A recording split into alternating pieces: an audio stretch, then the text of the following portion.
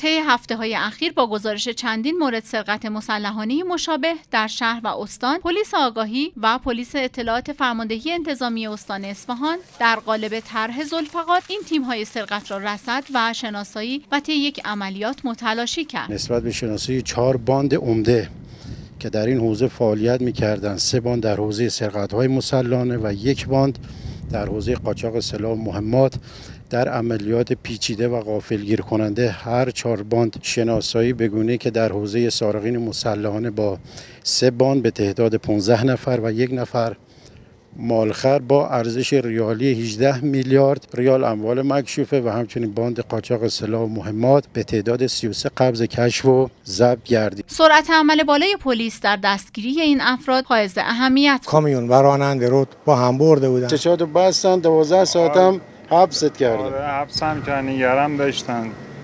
بعدم تو بیابونای نظف آباد ولم کرد. انتظار داشتید به این زودی آقایون شناسایی بشن، دستگیر بشن؟ نه.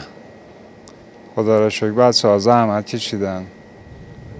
یه هفته ای نشد که پیداشون کردن. از این 15 متهم 14 نفر سابقه کیفری داشته و مالخری که طی این عملیات دستگیر شده نیز دارای سوابق محکومیتی است. ما هم سابقه سرقت داریم، هم سابقه شرارت، هم سابقه درگیری، کلکسیونی از جرائمی.